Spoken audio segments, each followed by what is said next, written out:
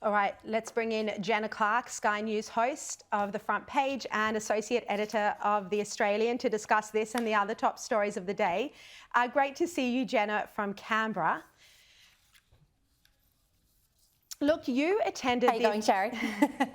You attended the official portrait unveiling today of former Prime Minister Kevin Rudd. I understand he made a thinly veiled jab at those campaigning against The Voice, using the reaction to his apology to the stolen generations as a kind of metaphor. Have a look. And when they said that the apology would be a problem for the nation, it would unleash this torrent of litigation from Indigenous communities across the country, that it would in fact set the process of reconciliation backwards, not forwards, we proved them wrong. In fact, what we did with the apology was actually bring the people of our country together, black and white, Aboriginal and non-Aboriginal. Jenna, what was the rest of his speech like?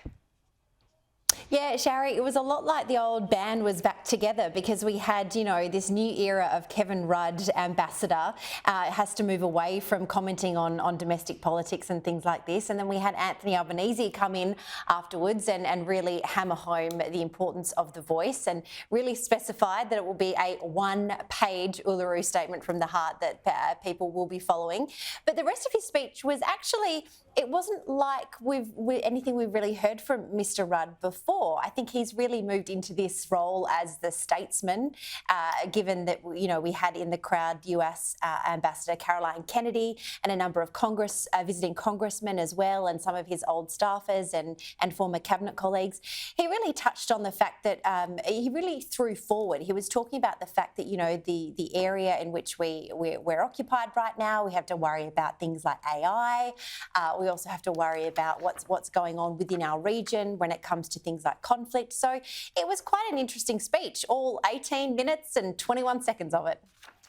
Well, the coalition also today fighting Labor's 60-day dispensing policy, and this allows patients to buy 2 months' worth of medicine instead of having to go back every single month. But today, a setback when they dropped their own attempt to block the policy. What happened, Jenna?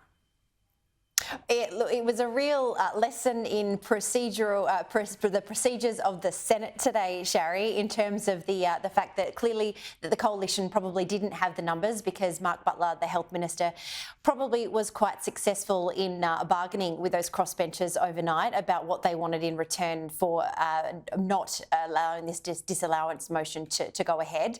So there was a lot of back and forth. It was delayed and delayed and delayed until we saw later this afternoon, just a couple of minutes ago, that the motion was officially defeated.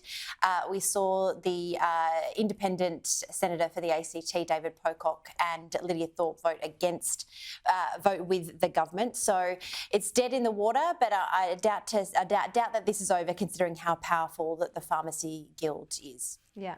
And look, it doesn't seem like a bad policy of Labor's. It would be really difficult for a lot of, especially elderly people, to have to go back to the pharmacy or get someone else to go for them every single month. So this does seem like a sensible move.